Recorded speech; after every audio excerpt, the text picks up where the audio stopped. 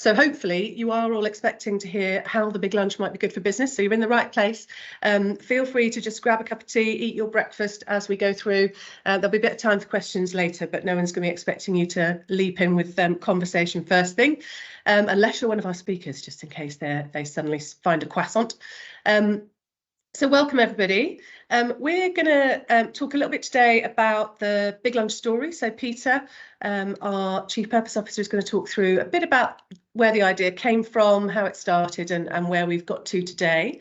And then I'm going to talk through a little bit about the impact that the Big Lunch has, and also a little bit about how it could work for you and in businesses. And I'll make sure we all know what the Big Lunch is before we begin. And then we're going to meet some of our wonderful partners and friends to talk through how they're either hoping to use the Big Lunch this year or have used the Big Lunch in the past within a business context. So we've got Sam Doughty from Green King, one of our sponsors this year. We've got Andrew Griffiths, who's Director of Policy and Partnerships at Planetmark, and Stephanie Ewell, People and Customer Experience Director at Hypnosbed. So welcome to all of them, and thank you so much for giving your time and sharing your experience. And then we'll have a little bit of time for a chat, so there'll be plenty of time for questions. And as Laura said, do pop anything that's coming up for you in the chat. I find when the screen is sharing, I can't see anything in chat or anything else. So if you want to ask a question while someone's speaking, just holler, I think is probably the best thing. So just to make sure that everyone knows what the Big Lunch is. So I don't know how many of you have maybe been to one or heard of one, but it's the UK's national celebration for neighbours and communities. And what it's all about is basically as simple as sharing friendship, food and fun on the first weekend in June. So this year, that will be on the 1st and 2nd of June. We're very aware that's a Saturday and a Sunday. So if you wanted to do yours in a business context on a Friday or on a Monday, that's absolutely fine. It's just that what makes the Big Lunch big is everyone joining in at the same time. So if we focus it in on a weekend, that maximises participation up and down the country. But feel free to host a Big Lunch when it suits you and your organisation. And it's also worth mentioning that it's part of the month of community, which kicks off on the 1st of June with the Big Lunch, but there are loads of amazing causes that are part of the month of community, so there's plenty of opportunities to do a Big Lunch to support those, and you can find out more about that on our website.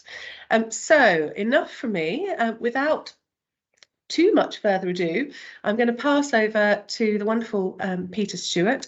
I'll stop sharing my screen so you can see his lovely face. And I think it's better if you keep that up, to be honest. And let him talk about where the Big Lunch started. Yeah, brilliant. And thank you, Lindsay, very, very much. Thank you, Laura.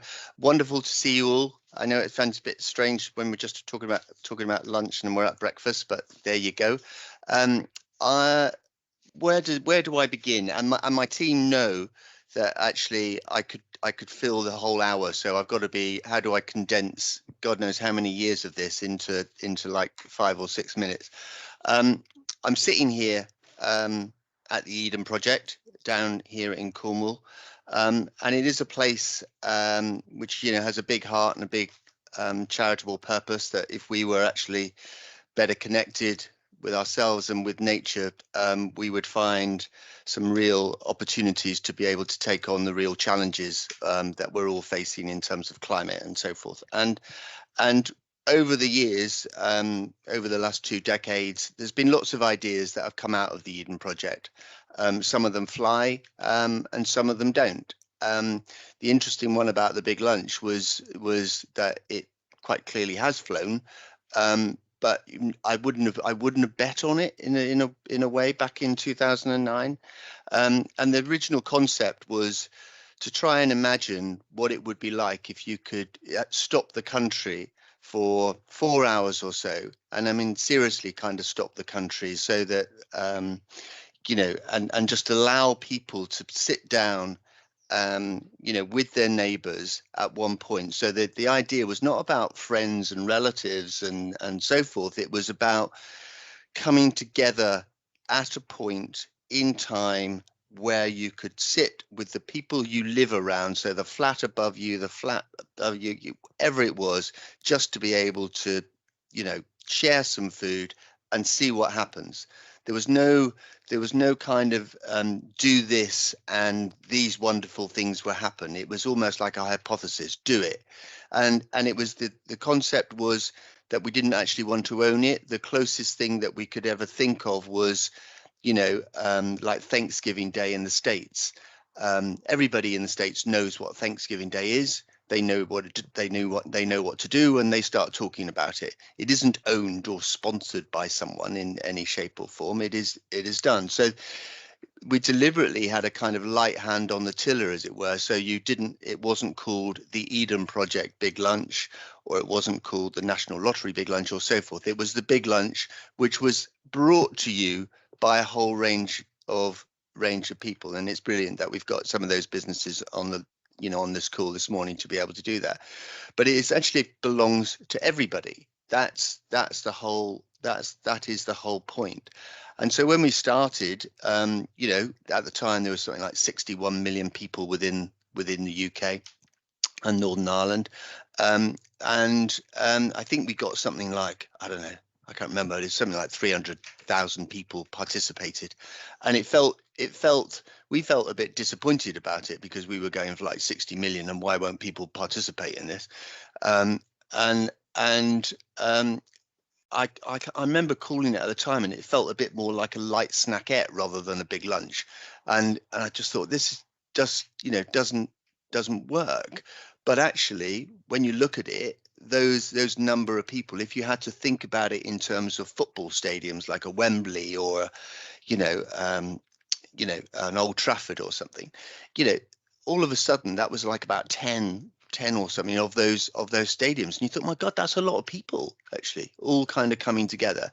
And it was very geographically spread, and what we also found around it was that there was a feeling that it might actually be quite a southern softy thing. Yeah, a bit like I called it a bit like something out of Midsummer Murders, but without the murder. So, you know, cricket greens and bunting and really, really soft.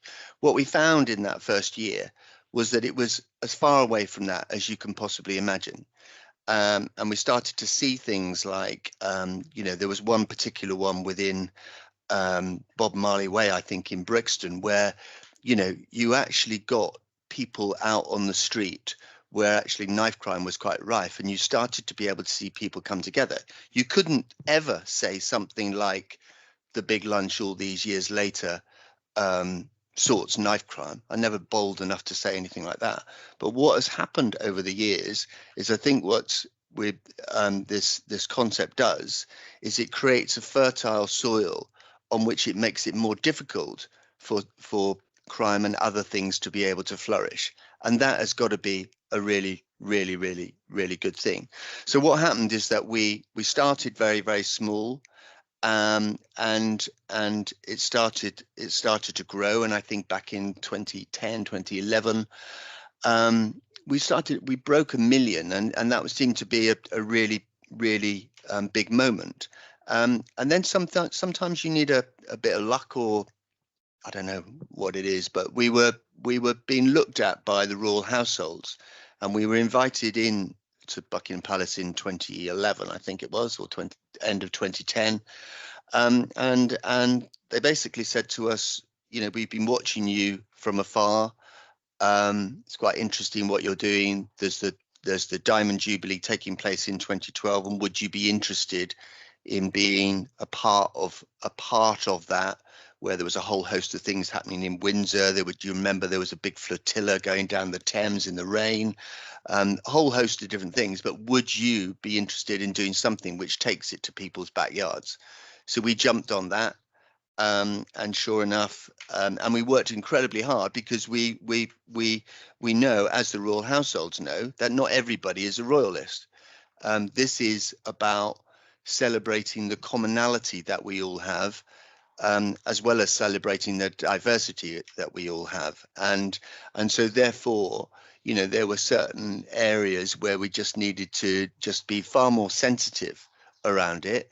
And that if you weren't a royalist, it's fine. It's like, as Lindsay said in the front end, if you don't want to take part on a Jubilee Day, but you still believe in this thing, you can bring your neighbours together on another moment.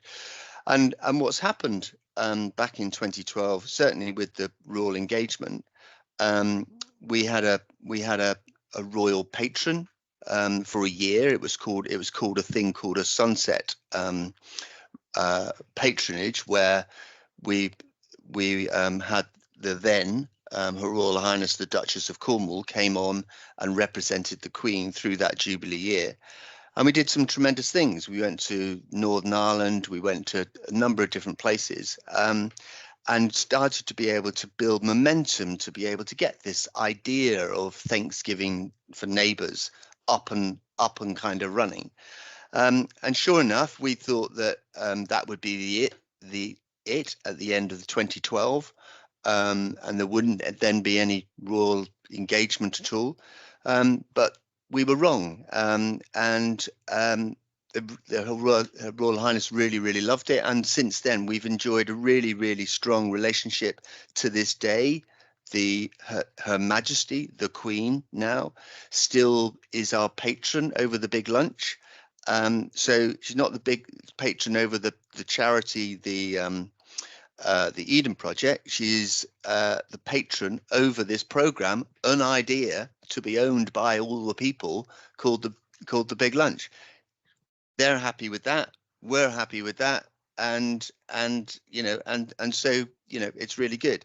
So the thing about this now is that I think that we've come through quite a hectic period post-pandemic, bringing people together, importance of community as a basis, people during the pandemic seeing what was around them, and we've coming out of that. We've had 2 years which have been quite from a royal perspective in terms of Jubilee, death, coronation.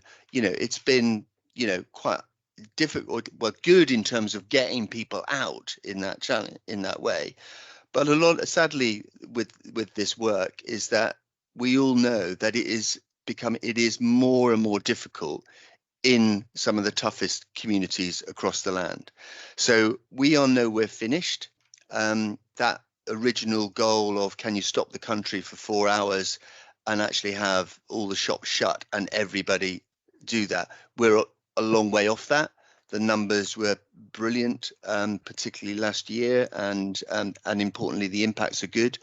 But we believe, that with the help of businesses, because with it, businesses, are made up of people in there. They are communities in their own right. And so with that, I think this year, will we hit the numbers of Jubilees and stuff like that? No, I don't think we will. But is the importance of actually driving this kind of forward, and what will 2030 look like, and what will 2040 look like? I think this is a permanent day permanent weekend in the calendar, but that can only be if businesses and everybody else kind of gets behind it. So I just say thank you very much, really, and just let's hope it's it's not long away. So that was it. Is that okay, Lindsay? I was doing my stopwatch. Perfect. And I was about 9. Well, no, Thanks, 9 including you is what I think anyway. Perfect. Thank you, Peter. So hopefully got a bit of an insight into the history of the Big Lunch there.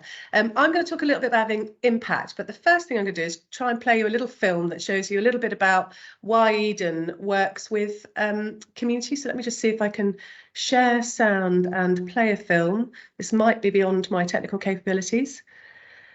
Has that, oh, it's not quite come up yet. Have a look.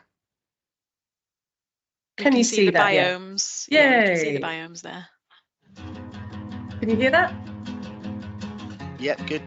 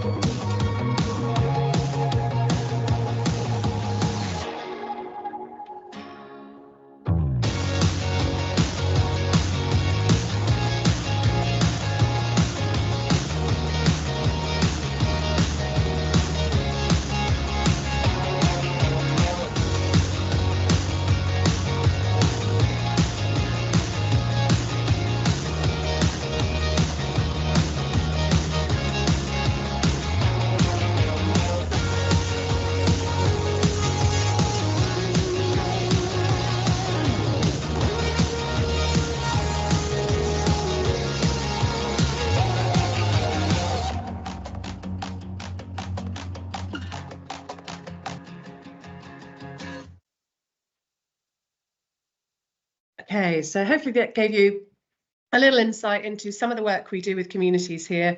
And if any of you are interested in partnership opportunities to work with us alongside us on any of those things, then we are all ears. I should mention we are funded by the National Lottery, who have backed this work pretty much since it began, since 2010. And so they've been a huge supporter of ours, and we're really, really grateful for our partners Greene King, who are on the call, and also Iceland for supporting us, but we're always open to new partnerships. So do get in touch if you'd like to work more closely on any of what you've seen. Just on impact, there's a couple of stats I can share just about the kind of impact we've had in the last couple of years. Hopefully that's showing up for you. Millions of people take part every year, and we've had a couple of exceptional years with the Jubilee and the coronation. We had 14 million people taking part last year. We're not expecting it to be 14 million this year, but we'd love it to be over 10. We had 9 million at the end of the pandemic, so we're excited about this year's opportunity. And what it does is encourage volunteering. So over 620,000 people volunteered at Big Lunch events last year. But it also, our data shows that about 65% of people go to Big Lunch are more likely to volunteer in future. So it really fosters that social connection and that social impact stuff. Over 11 million people said that the Big Lunch has created a stronger sense of community spirit, and that's what we're really all about. We're trying to build up communities and build community resilience so that people are better able to deal with the challenges that we've got, whether that's cost of living, social change, political change, or climate change. And also we're really proud of the fact that it's the largest community-led fundraiser in the UK, where people go out and raise money for the causes that they want to. And that would also apply to you as businesses. So if you wanted to use it as a fundraiser for your own charity, that would be absolutely fine with us. And you can also raise money for us as the Eden Project if you want your money to go into environmental action. It's also really interesting to see that people feel less lonely. So there's some unintended consequences to the Big Lunch where we didn't set it out, as Peter said, with an ambition that it would solve anything or do anything. It was just about bringing people together. But our data consistently shows that people feel better connected, they make friends at the Big Lunch, they feel a greater sense of belonging where they live, and a significant number of people say that they personally feel less lonely after attending a Big Lunch. And as you may well know, loneliness is one of those challenges that we face in the UK that is actually a really big health risk to a lot of people. And so we're really proud of some of the achievements we've made there. And we have oodles of data because we do a 4,000 person independently led NatRep survey every year to find out the impact of the Big Lunch. So if you'd like more info on that, let us know.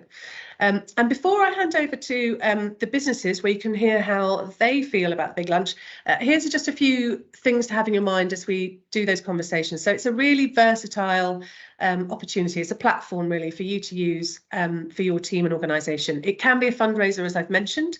It brings people together. So that could be taking time out as one team within your organisation, connecting different teams, or enabling people like your leadership team to meet with the people that they may not get to spend a lot of time with in your company. It's also a fantastic way to bring customers in, engage with suppliers and get them together, or your business neighbours or your local community. So if you sit in a community setting, or if you want to be part of the town where you live, hosting a Big Lunch and inviting people in is a really great way to do that.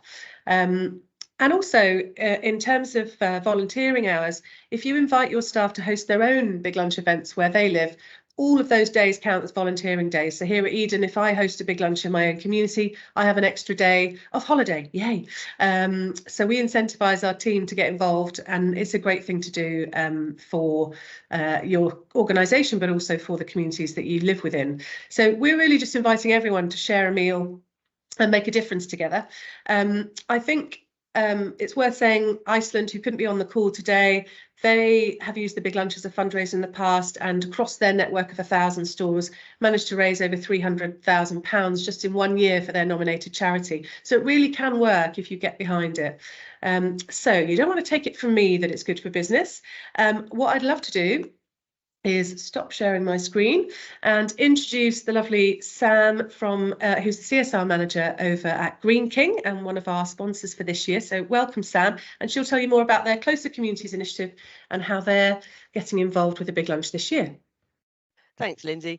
Morning, everyone. Yes, like Lindsay said, I'm Sam. I work for Greene King. I work in our ESG team, and I want to give you a little bit of an intro on Greene King first because it's a huge company. So we are the brewery based in Bury St Edmunds that you might have all heard of: Greene King IPA, Abbott Ale, Old Speckled Hen. But we're also a huge pub company. Chances are, no matter where you're based in the country this morning, you're close to a Greene King pub. There's also some brands of Greene King pub that you might not even know are Greene King. So you think of Farmhouse Inns, Hungry Horse, Chef and Brewer, Flaming Grill, those kind of brands as well. Even a Wacky Warehouse is owned by Greene King. When you start to think of it like that as well, you start to see the impact and the breadth of customers that Greene King has as a business as well. And we've always been really, really keen on our impact in the community. A public house, right? The clue's in the name. So we should always be quite community driven as well. We've had quite a few different, over the years, different strategies and initiatives on how we can engage with our communities.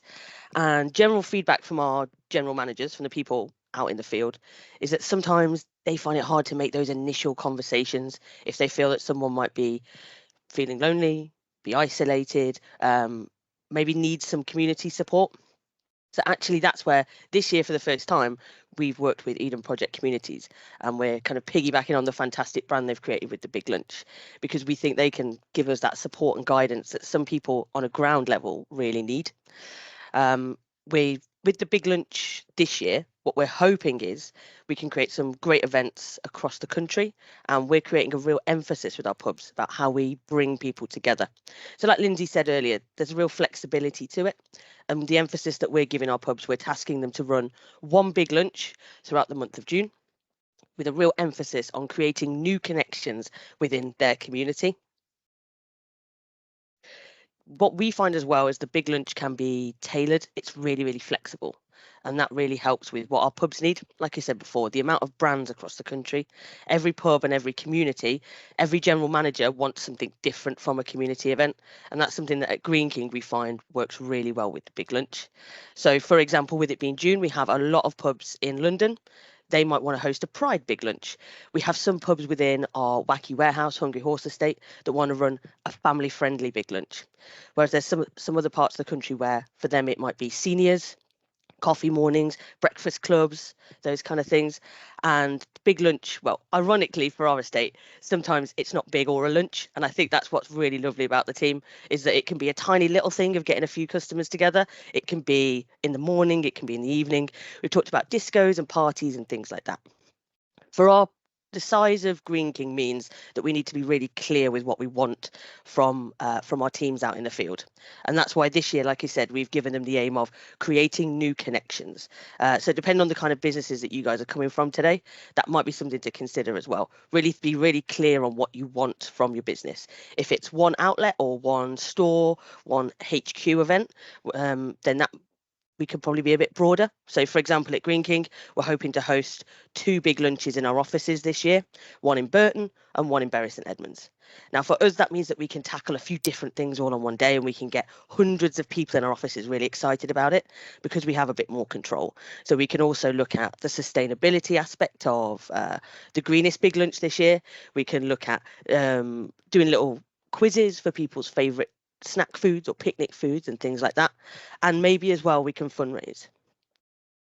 But when we're in pub, we have to be much clearer on what we want the outcome to be. So for 2024, like I said, we've given our pubs the goal of try and create new connections in your communities. Some of our pubs have started to see some of the business plans come through in the past few weeks. As I said, this is the first year we're doing it, and with the range of brands that we've got lots of different things. So we've got coffee mornings, we've got a little rant and ramble, I think it is, where one of our brands is taking people out for a walk around one of our pubs to then come back for breakfast. We've got family fun days that are being encouraged as well, and also running groups, which I think is a really nice way to incorporate a few different things.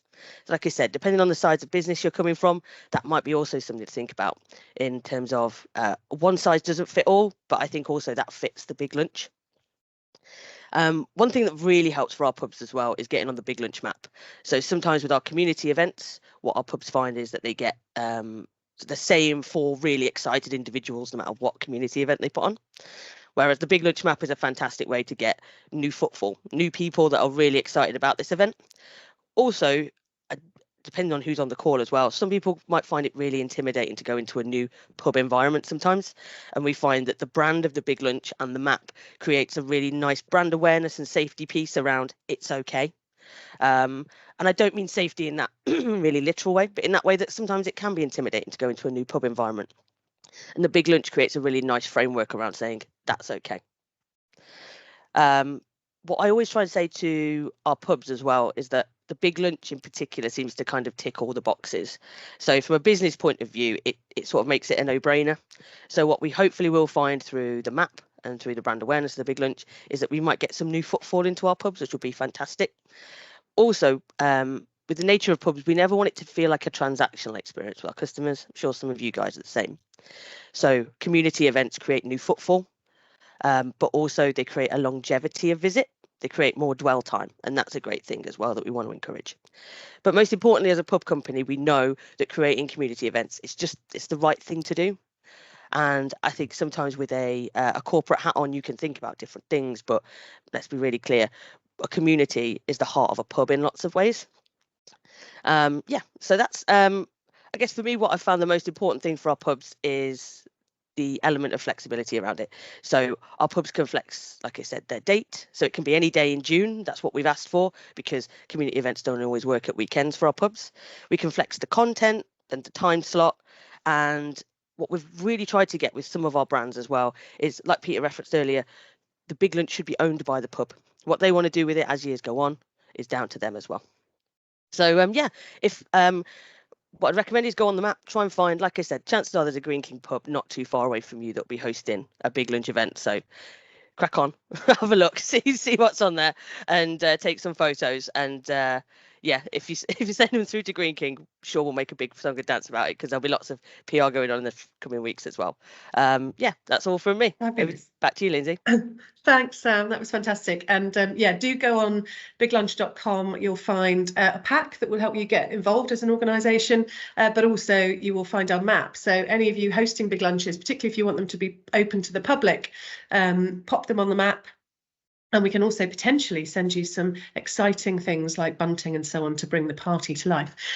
So without further ado, I am going to hand over now to Andrew Griffiths, who's Director of Policy and Partnerships at Planet Mark, who provide an internationally recognised sustainable certification. So if you're into that, you might want to tap him up later to find out more about what they can offer. But also he has hosted a big lunch last year, I think it was. So tell us all about that, Andrew. Thanks, Lindsay. Hi everyone, and lovely to see so many familiar faces in the room. And on that note, I first wanted to reflect on the power of community in business. And I think actually this call is a rather wonderful example of it. Because obviously, Planet Mark was founded in partnership with the Eden Project 11 years ago in 2013. And we've just obviously heard from Sam at Greene King supporting the project. Planet Mark have been doing ESOS energy audits for Greene King pubs all over the UK, so we're working together. Then I can see we've got Danielle here from Volvo Car UK, where they have an electric car experience at the Eden Project. We support Volvo in the UK with their carbon footprint and emissions. And then the project is funded by the National Lottery Community Fund. We've been working with them for about 6 years too, and we now support Allwyn, who have taken over the National Lottery from Camelot. And then to round it all off, I noted that Stephanie's here from Hypnos Beds.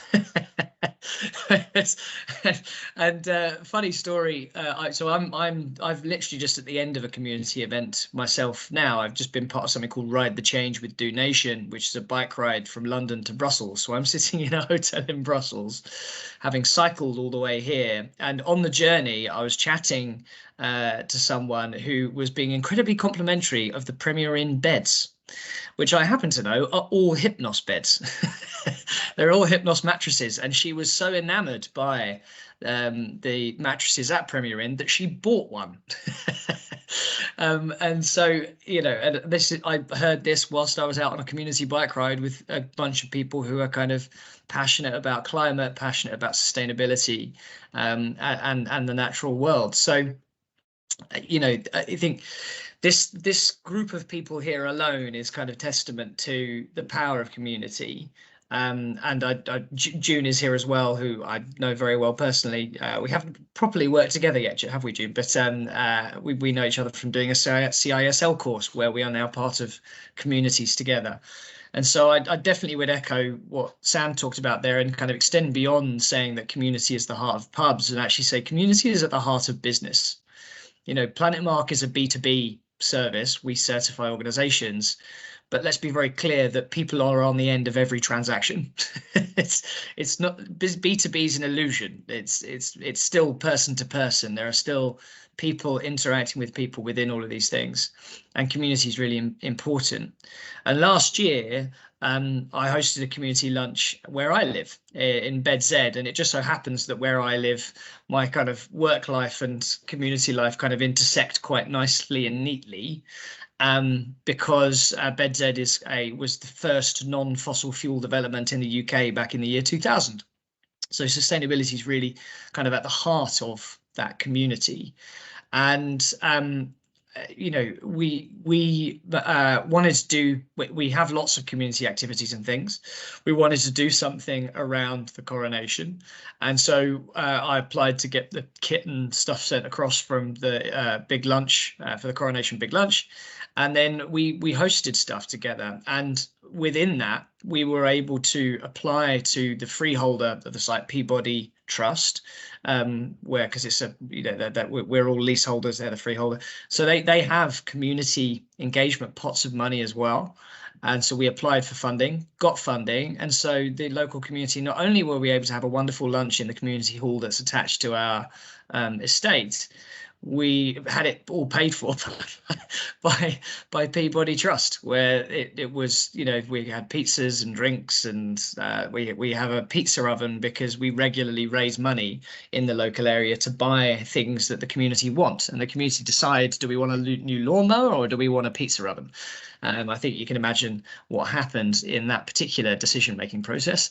And so we now have a pizza oven that we bring out you know, on fairly regular occasions, especially during the summer, to do this sort of thing together.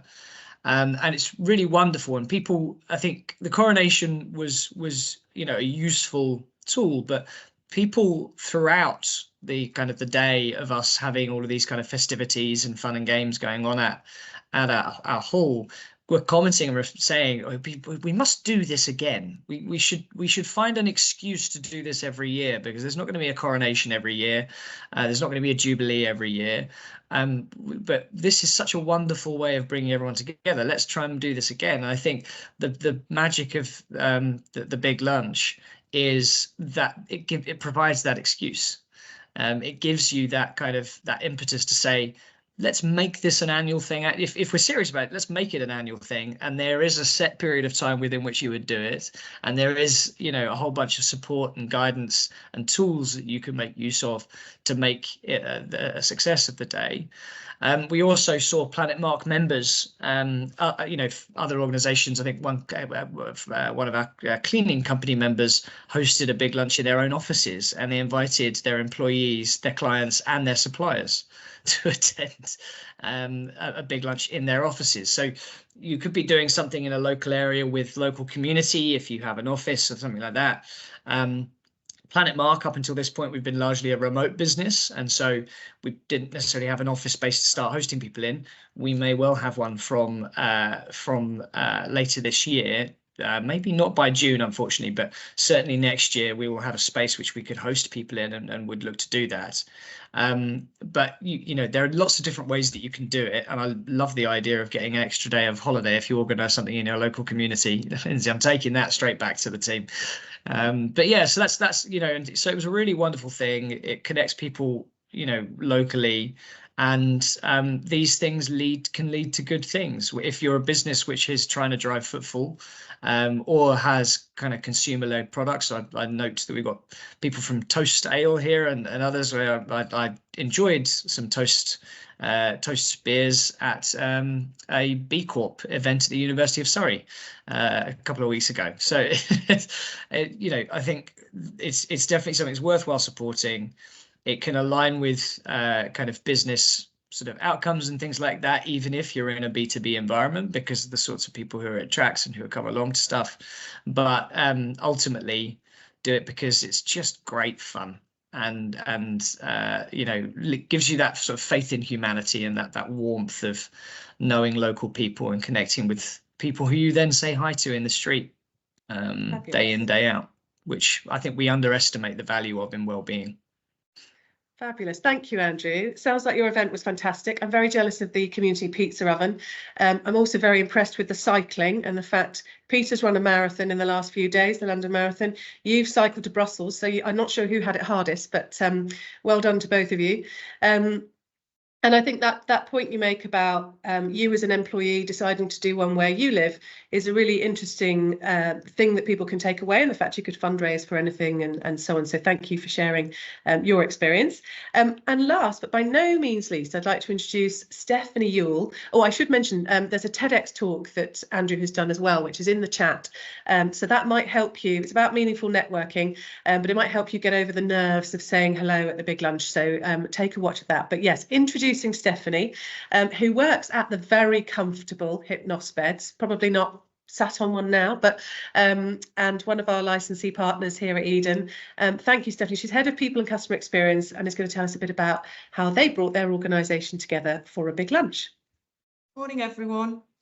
No, I'm not sat on one. I did sleep in one, and I neither ran nor cycled here. I drove here this morning, so I can't claim to have done anything exciting so far today. I think my message is that the big lunch can work for everybody. We at Hypnos have community, sustainability, charity at the heart of everything we do. We're a 5th generation company. The people who founded the business, the family still own the business. We are a very large building in a very small town, so what we do here does impact on the local town. There aren't many other big businesses around here. So we have lots of multi-generational families working here. Lots of people have known each other a long time. And as a manufacturing site, it's difficult for us to get everybody together at once, because to get everybody together means that we stop production.